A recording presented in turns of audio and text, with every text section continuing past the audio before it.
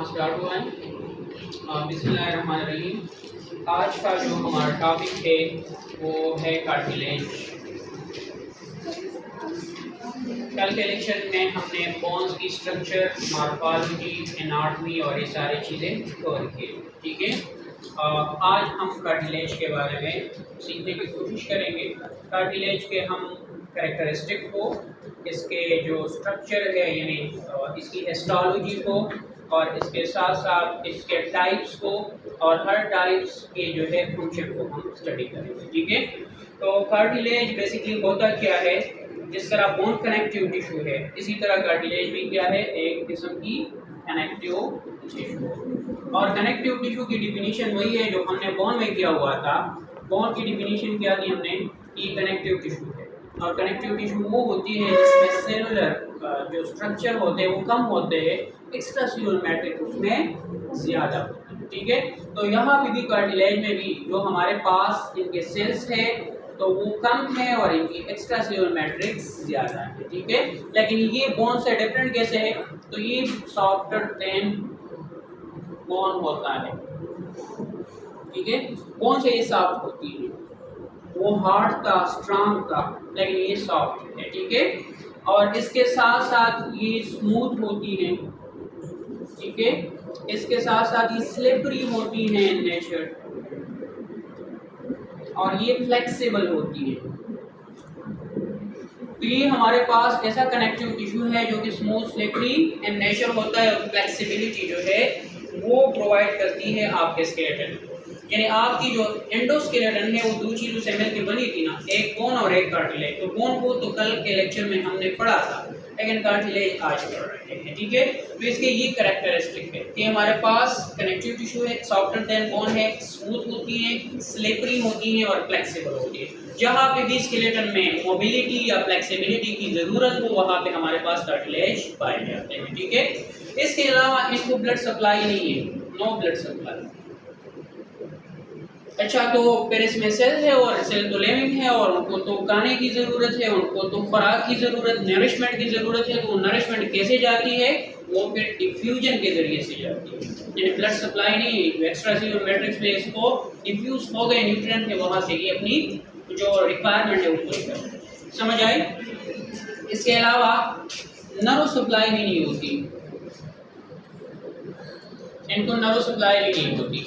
और जो blood supply नहीं होती तो बोन अगर खुदा न खास्ता कोई इसको डैमेज हो जाए तो जल्दी से रिकवर हो जाता है, हील हो जाता है। लेकिन कार्टिलेज को अगर कोई डैमेज हो जाए तो ये बहुत स्लोली हील करती है। ठीक है, क्योंकि इसको डायरेक्ट ब्लड सप्लाई नहीं है, कोई रग यहाँ पे नहीं आई हुई।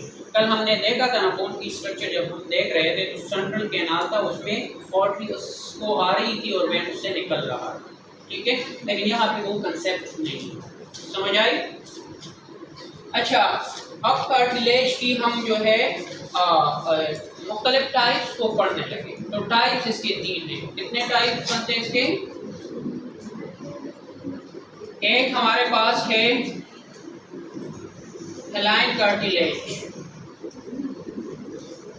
दूसरा क्या है फाइब्रो कार्टिलेज, और तीसरा क्या है इलास्टिक कार्टिलेज। अब ये तीनों एक दूसरे से डिफरेंट है।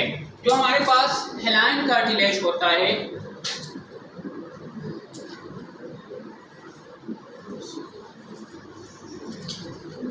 इनकी जो सेल्स होते हैं ना, सेल जितने भी कार्टिलेज के हैं वो कॉन्ड्रोसाइट कहलाती है। और कॉन्ड्रोसाइट एक खास जगह में मौजूद होते हैं, उसको लिक्यूना कहा जाता है। कल भी हमने बोन के केस में भी देखा था।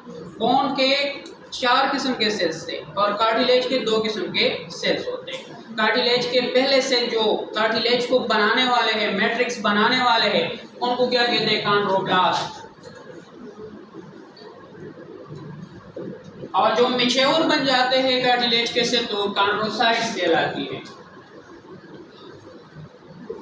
और इन सेल की जो है इर्द गिर्द जो मेम्ब्रेन पाई जाती है उसको क्या कहते हैं? जिस तरह हमारे पास था पेरियोस्टियम, तो यहाँ पे कॉन्ड्रोस्टियम।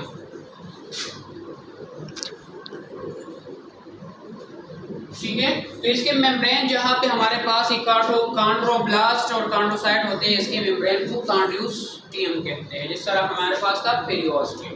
अब आ जाए हेलाइन कार्टिलेज के ऊपर। हेलाइन कार्टिलेज ये मोस्ट एबंडेंट है हमारे बॉडी में।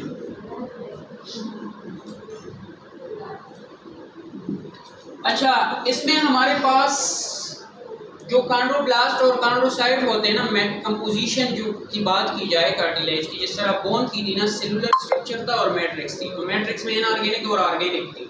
इनके मैट्रिक्स में इनऑर्गेनिक नहीं है, बल्कि क्या है, ऑर्गेनिक है। और ऑर्गेनिक में क्या चीज़ें हैं, कोलेजन फाइबर है, इलास्टिन फाइबर है, और इसके साथ साथ जो है प्रोटीओग्लाइकेन है, जिसमें कॉन्ड्रोटेन सल्फेट पाया जाता है। हाइलोरोनिक एसिड जो है एक किस्म का केमिकल है, वो भी पाया जाता है। ठीक है। तो यहाँ पे हमारे पास हेलाइन कार्टिलेज की बात की जाए तो ये मोस्ट एबंडेंट है। इसमें कॉन्ड्रोस्टियम या इसको पेरिकॉन्ड्रियम भी कहते हैं। तो पेरिकॉन्ड्रियम जो मेम्ब्रेन है ये मौजूद होती है इनके इर्द-गिर्द, सेल के इर्द-गिर्द। ठीक है। इसके साथ साथ इसमें इलास्टिक और जो कोलाजन फाइबर है वो तकरीबन 50-50 पाए जाते हैं।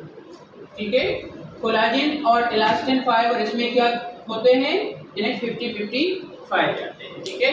और ये कहाँ कहाँ पे होता है आपके बॉडी में, तो आपके लॉन्ग बोन जितने हैं, लॉन्ग बोन, वो लॉन्ग बोन जो हमारे पास इनके हेड्स होते हैं, उनके ऊपर जो कार्टिलेज पाए जाते हैं, जिसको कल हमने आर्टिकुलर कार्टिलेज कहा था, तो सारे किस चीज़ से बने हैं, हेलाइन कार्टिलेज। या फिर आप लोगों की जो रेस्पिरेटरी ट्रैक में कार्टिलेज है, जैसे कि ट्रेकिया में, जैसे कि और जो आपके पैसेज वे है, उनमें जो कार्टिलेज पाई जाती है वो भी क्या है, हेलाइन कार्टिलेज। इसी तरह जो हमारे पास बेबी के जितने भी कार्टिलेज होते हैं वो कितने, ये भी हमारे पास क्या है, वो भी हेलाइन कार्टिलेज में आते हैं। और हेलाइन कार्टिलेज किस लिए इसकी ज़रूरत है, तो ये जो हमारे पास है वो यानी एडॉप्टेड होते हैं किस चीज़ के लिए, जहाँ पे हमें स्ट्रेंथ की ज़रूरत हो, सपोर्ट की ज़रूरत हो।